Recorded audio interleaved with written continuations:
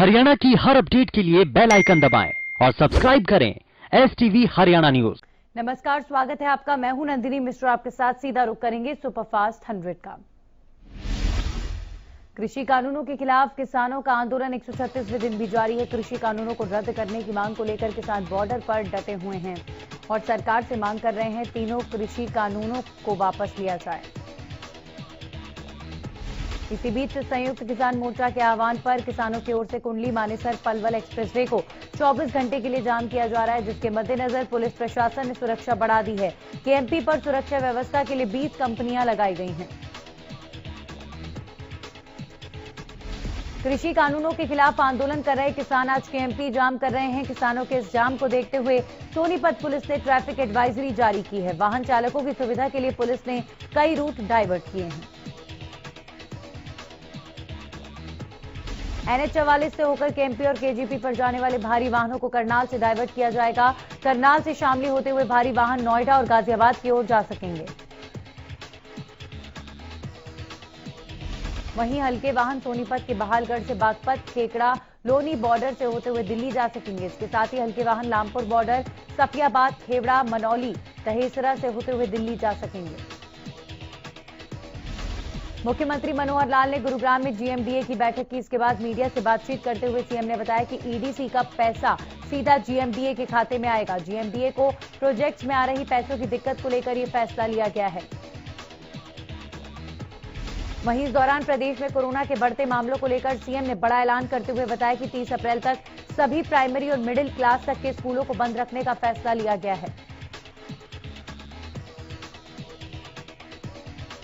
वहीं night curfew या प्रभावित जिलों में लॉकडाउन के फैसले पर सीएम ने कहा कि फिलहाल इस तरह का कोई विचार नहीं किया गया है, लेकिन कोरोना के बढ़ते संक्रमण को देखते हुए सख्ती को बढ़ाने के आदेश जारी किए गए हैं।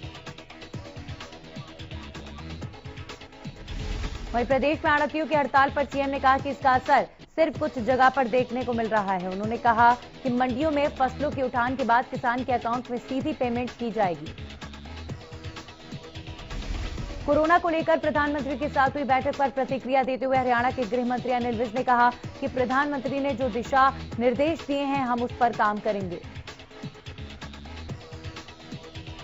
विज ने कहा कि हरियाणा के बॉर्डर पर जो किसान बैठे हैं, मुझे उनको भी कोरोना से बचाना है। उन्होंने कहा कि मैं केंद्रीय कृषि मंत्री को पत्र भी लिखूंगा कि बातचीत का सिलसिला दोबारा शुरू किया जा सके, क्योंकि सभी समस्याओं का समाधान बातचीत से ही निकाला जा सकता है। कांग्रेस प्रदेश अध्यक्ष कुमारी शैलजा ने सिरसा में प्रेस कॉन्फ्रेंस कर सरकार पर बड़ा हमला बोला। शैलजा ने कहा कि प्रदेश में कोरोना के मामले बढ़ते जा रहे हैं, लेकिन सरकार ने कोरोना पर लगाम लगाने की कोई व्यवस्था नहीं की है। वहीं बिजली को लेकर शैलजा ने कहा कि प्रदेश में बिजली की भारी कमी है और सरकार के 24 घंटे बिजली उपलब्ध कराने वाला सरकार का दावा पूरी तरह से खोखला है। इसके साथ ही किसानों के खाते में सीधे पैसे मुहैया कराने को लेकर हुए विवाद पर शैलजा ने कहा कि सरकार ने किसानों और आढ़तियों को एक दूसरे के सामने खड़ा कर दिया है। सरकार को किसानों और आढ़तियों से बातचीत करने के बाद ही इस तरह का फैसला लेना चाहिए था।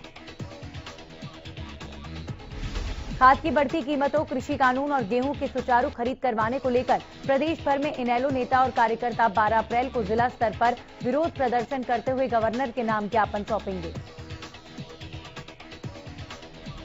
सिरसा में इस बात की जानकारी इनेलो के राष्ट्रीय महासचिव अभय सिंह चौटाला ने अपने निवास पर प्रेस वार्ता के दौरान दी। अभय चौटाला ने कहा कि सरकार किसान हितैषी होने का दावा करती है, जबकि किसान आज सबसे ज्यादा दुखी हैं। अभय चौटाला ने कहा कि सरकार किसानों को कमजोर कर पूंजीपतियों को लाभ पहुंचाना चाहती है। साथ ही उन्होंने फ्लिपकार्ट को जमीन अलॉट किए जाने पर सवाल उठाते हुए कहा कि जमीन को अलॉट करने में धांधली हुई, जिसकी जांच होनी चाहिए। हरियाणा विद्यालय शिक्षा बोर्ड ने शुक्रवार को एडमिट कार्ड ऑनलाइन जारी कर दिए हैं। परीक्षार्थी बोर्ड वेबसाइट से एडमिट कार्ड डाउनलोड कर सकते हैं। प्रदेश में 20 अप्रैल से 10वीं और 12वीं की परीक्षाएं शुरू हो रही हैं। गैर कानूनी तरीके से कमाए गए धन और संपत्ति को लेकर पुलिस ने बड़ा फैसला लिया। पुलिस ने ऐसे अपराधियों पर नकेल कसने के लिए अब एनफोर्समेंट डायरेक्टरेट की मदद लेने का फैसला लिया है। इसकी जानकारी देते हुए प्रदेश के पुलिस प्रमुख मनोज यादव ने कहा कि इस तरह से कमाई गई संपत्ति को देखकर युवाओं का मुंह अपराधों के प्रति बढ़ रहा है। यही वजह है कि शहरों के बाद गांव में भी अपराधियों के समूह बनने लगे हैं। पुलिस प्रमुख ने कहा कि इसका मकसद युवाओं की गलत धारणा को खत्म करना है। यादव ने यह भी बताया कि अपराधियों को जड़ से खत्म करने के लिए पुलिस विशेष अभियान चला रही है, जिसके तहत पुलिस ने ऐसे अपराधियों की धरपकड़ की है जो अवैध हथियारों के कारोबार में शामिल थे। पिछले कुछ दिनों से कोरोना वायरस हर दिन नए रिकॉर्ड कायम कर रहा है। शुक्रवार को देश भर में 24 घंटे में 1,31,968 नए केस दर्ज हुए और 780 मौतें हुई। शुक्रवार तक देश में कुल एक्टिव केसेस की संख्या तकरीबन 10 लाख पहुंच गई। पिछले कुछ दिनों से रोजाना करीब 1 लाख केस दर्ज हो रहे हैं। पिछले 5 दिनों में देश में 5,71,000 नए केस आए।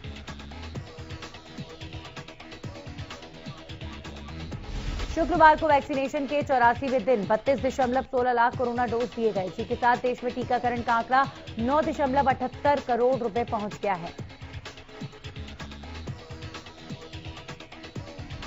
हरियाणा में कोरोना की रफ्तार तेजी से बढ़ रही है। बीते 24 घंटे में 2,994 नए मरीजों की पुष्टि हुई, जिसमें से गुरुग्राम में 703, करनाल में 283, फरीदाबाद में 268, यमुनानगर में 246 मामले सामने आए हैं। वहीं कोरोना के पंचकुला में 228, जींद में 180 और सिरसा में 163 नए केसेस की पुष्टि हुई है। एक दिन में कोरोना से 11 लोगों ने अपनी जान गंवाई है। इसके साथ ही प्रदेश में अब तक 3,241 मरीजों की मौत हो चुकी है। प्रदेश में अब तक कुल मरीजों का आंकड़ा 3,10,000 के पार पहुंच गया है। वहीं एक्टिव मरीजों की संख्या 18,000 के पार पहुंच चुकी है। एक दिन में 1970 मरीजों ने कोरोना को मात दी है, जबकि अब तक 2,89,000 से ज्यादा मरीज ठीक होकर घर लौट चुके हैं। स्वास्थ्य मंत्री अनिल विज ने कहा कि 11 से 14 अप्रैल तक प्रदेश में टीकाकरण उत्सव मनाया जाएगा। इस दौरान 6 से 7 लाख लोगों का मुफ्त कोविड टीकाकरण किया जाएगा। इसके लिए मेडिकल कॉलेजेस के चिकित्सकों और स्टाफ की छुट्टियां रद्द कर दी गई हैं। स्वास्थ्य मंत्री ने इस संबंध में आयोजित उच्च स्तरीय बैठक की अध्यक्षता करते हुए कहा है कि प्रधानमंत्री नरेंद्र मोदी की भावना अनुसार राज्य के सभी बड़े गांव, शहरों की कॉलोनियों, बस्तियों, कार्यस्थलों, सार्वजनिक स्थलों, बाजारों में टीकाकरण किया जाएगा। इसके लिए रास्तों, बस अड्डों, रेलवे स्टेशन, अस्पतालों और दूसरे स्थानों पर पोस्टर और बैनर की सहायता से लोगों को टीकाकरण के साथ साथ कोविड जांच के लिए जागरूक किया जाएगा। राज्य के सभी जिलों में विभिन्न टीमों का गठन किया जा रहा है। दिल्ली में कोरोना का कहर जारी है। गंगाराम हॉस्पिटल के बाद अब दिल्ली एम्स के 35 डॉक्टर कोरोना पॉजिटिव हो गए हैं। खास बात यह कि संक्रमित हुए सभी डॉक्टर कोरोना वैक्सीन की दोनों डोज लगवा चुके थे। सोनीपत के बस स्टैंड पर 45 साल से ज्यादा उम्र के कर्मचारियों को कोरोना का टीका लगाया जाएगा। इस दौरान सिविल सर्जन जेएस पुनिया और जिला टीकाकरण अधिकारी समेत रोडवेज जीएम मौजूद रहेंगे। सोनीपत में 400 से ज्यादा कर्मचारियों का होगा टीकाकरण। कोरोना संक्रमण को रोकने के लिए लगातार टीकाकरण अभियान जारी है। सोनीपत बस स्टैंड में 400 से ज्यादा कर्मचारियों का टीकाकरण होना है।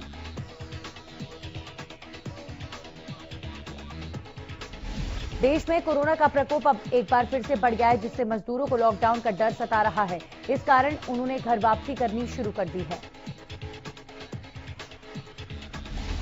मजदूरों का कहना है कि सरकार ने भी अब सख्ती करनी शुरू कर दी है, इसलिए वो अब कोई जोखिम नहीं उठाना चाहते, इसलिए अभी से ही घर की ओर रवानगी कर रहे हैं।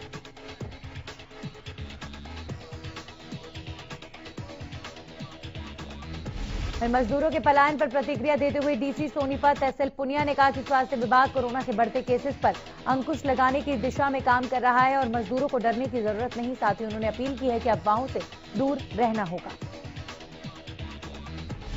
गेहूं खरीद का जायजा लेने के लिए प्रदेश के अतिरिक्त मुख्य सचिव देवेंद्र सिंह ने करनाल अनाज मंडी का दौरा किया।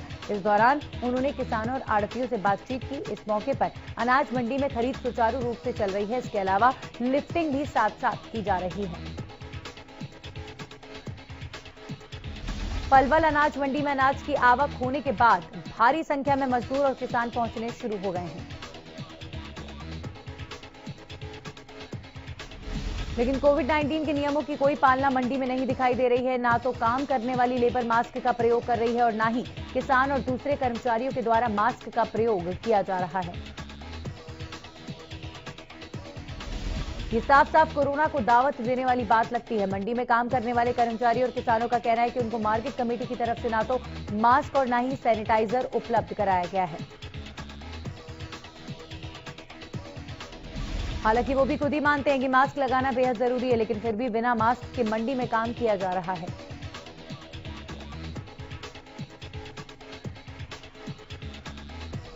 उकलाना में एक किसान अपनी मांगों को मनवाने के लिए मोबाइल टावर पर चढ़ गया। दरअसल जमीनी झगड़े को लेकर किसान कुलदीप परेशान है। किसान की जिद है कि तहसीलदार आकर आश्वासन दे।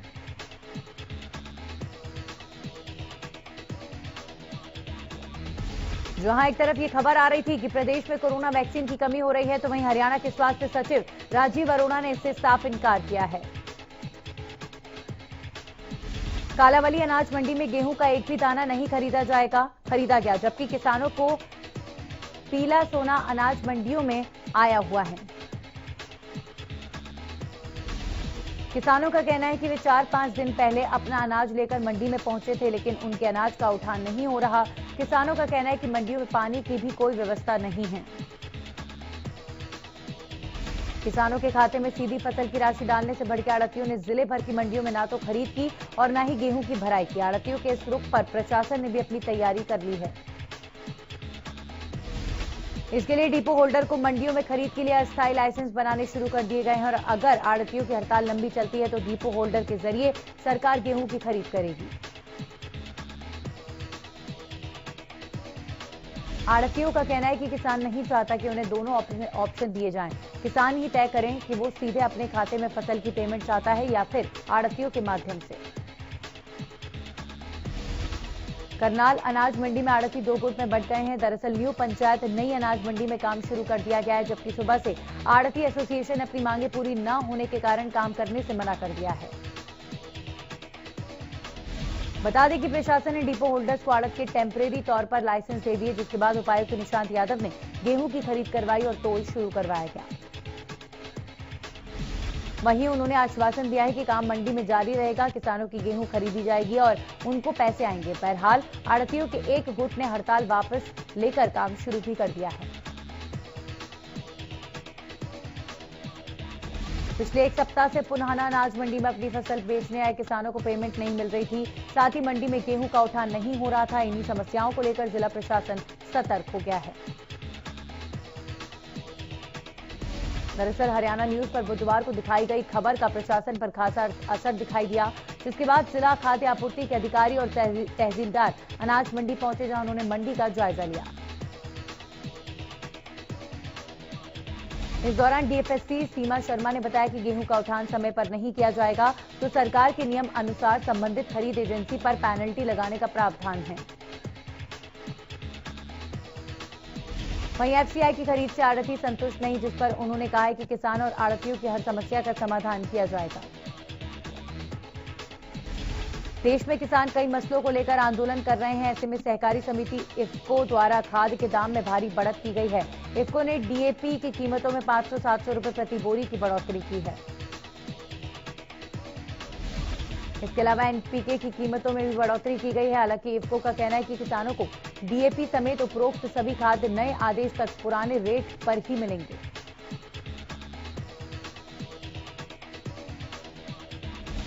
इधर कैथल की अनाज मंडी में बीते 4-5 दिनों से गेहूं की खरीद न होने से परेशान किसानों ने जींद रोड नेशनल हाईवे पर जाम लगा दिया।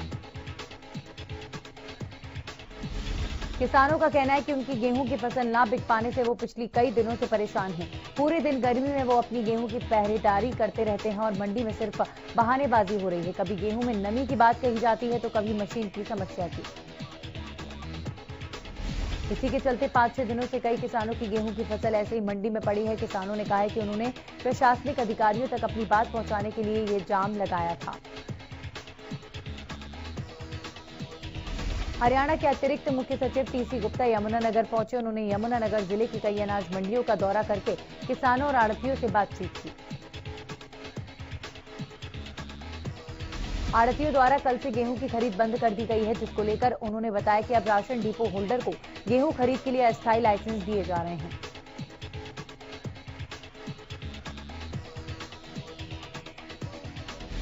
उन्होंने कहा कि सरकार की इच्छा यही है कि आड़ती ही गेहूं की खरीद करें। इसके लिए उनसे बातचीत की जा रही है, जिसका समाधान निकलने की उम्मीद है। अगर समाधान नहीं निकला तो किसानों को कोई दिक्कत ना आए, इसलिए राशन डिपो होल्डर को अस्थायी लाइसेंस जारी करने की प्रक्रिया शुरू कर दी गई है। गुरुग्राम के उपायुक्त डॉक्टर यश गर्ग ने शुक्रवार को कोरोना संक्रमण को नियंत्रित करने को लेकर सभी नोडल अधिकारियों के साथ समीक्षा बैठक की है। इस बैठक में सिविल सर्जन समेत म्युनिसिपल कॉर्पोरेशन और गुरुग्राम पुलिस के अधिकारी भी मौजूद रहे। दरअसल गुरुग्राम में कोरोना संक्रमण का आंकड़ा लगातार बढ़ता जा रहा है, जिसने जिला प्रशासन की चिंताएं बढ़ा दी हैं। वहीं इस बैठक में जिला उपायुक्त ने मेट्रो स्टेशन मॉल में कोरोना की जांच और वैक्सीनेशन का कार्य शुरू करने पर योजना बनाई है। साथ ही दिल्ली से लगते बॉर्डर पर भी कोरोना के टेस्ट के लिए कैंप लगाने के आदेश दिए गए हैं। तो शाम उपमंडल अधिकारी मनीष कुमार फोगाट ने आज कार्यालय में व्यापारियों, सामाजिक संस्थाओं, धार्मिक संस्थाओं और अन्य प्रमुख लोगों की बैठक बुलाई। उपमंडल अधिकारी ने उपस्थित लोगों को कोरोना महामारी की रोकथाम के संबंध में दिशा निर्देश दिए हैं। फतेहाबाद की माउंट एवरेस्ट विजेता मनीषा पायल ने सिक्किम के ग्लेशियर में आपदा बचाव नेशनल ट्रेनिंग कैंप को सफलतापूर्वक पूरा कर लिया है। दरअसल पश्चिम बंगाल की हिमालयन माउंटेनिंग इंस्टीट्यूट की ओर से 6 से 28 मार्च तक ये ट्रेनिंग कैंप लगाया गया था, जिसमें कोलकाता, मुंबई, केरल, गुवाहाटी, यूपी और हरियाणा के 11 लोगों ने हिस्सा लिया था। मनीषा ने 23 दिन जान हथेली पर रखकर की जाने वाली इस ट्रेनिंग को पूरा करके एक बार फिर फतेहाबाद और हरियाणा का नाम रोशन किया।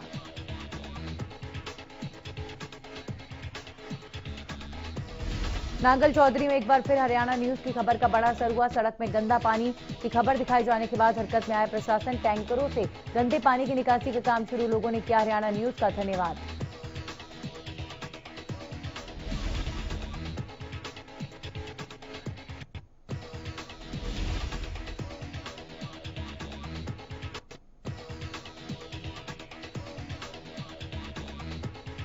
कार्यालय के सामने अवैध पार्किंग में खड़े वाहनों के 5 मार्च को महम एसडीएम के आदेशों पर चालान काटे गए, लेकिन खुद तहसील कार्यालय के कर्मचारियों द्वारा ही एसडीएम के आदेशों की धज्जियां उड़ाई जा रही हैं। गोहाना के गांव गंगाना पेडरा पाना में पिछले करीब 10 दिन से पेयजल आपूर्ति नहीं हो रही है। गांव में पेयजल संकट गहराया हुआ है। ग्रामीणों का आरोप है कि उन्होंने जलघर में तैनात कर्मचारियों से पेयजल समस्या को लेकर बातचीत की, लेकिन कर्मचारियों ने अभद्र व्यवहार किया, जिसके चलते ग्रामीणों ने एकत्रित होकर जलघर के जिस कमरे में मोटर लगी हुई है वहीं पर ताला जड़ दिया।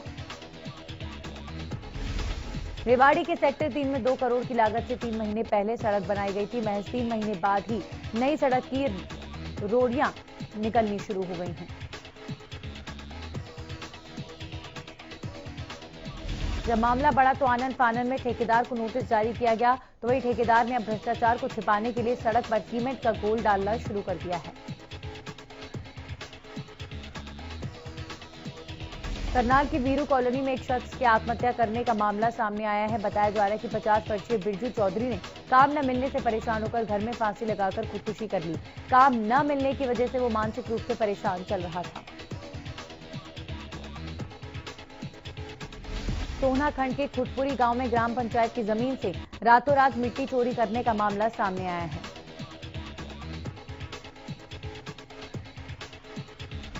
ग्रामीणों का कहना है कि ग्राम पंचायत की मिट्टी को रात के समय डंपरों में भरकर निर्माणाधीन दिल्ली मुंबई हाईवे पर डाला जा रहा था।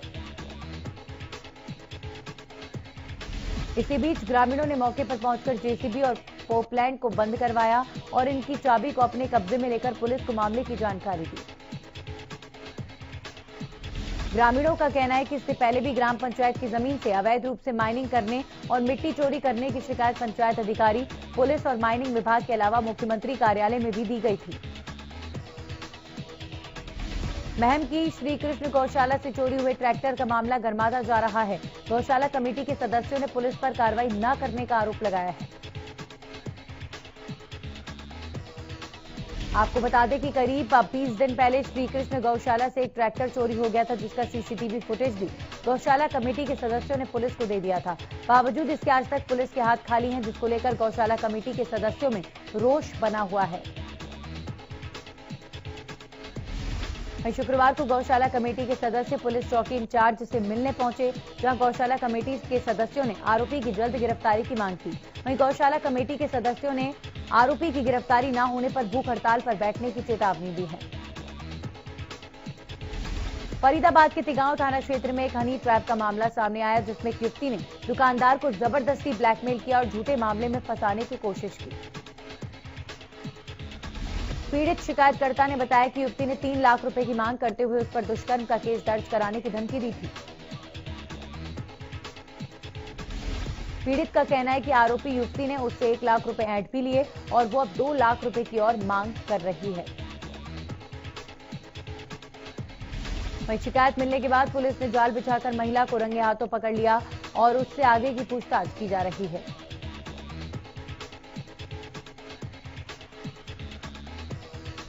रेवाड़ी के खंड विकास पंचायत दफ्तर में महिलाएं सुरक्षित नहीं, महिला सेवादार ने ग्राम सचिव पर छेड़छाड़ के आरोप लगाए हैं। इससे पहले भी पंचायत अधिकारी पर महिला ग्राम सचिव ने छेड़छाड़ के आरोप लगाए थे।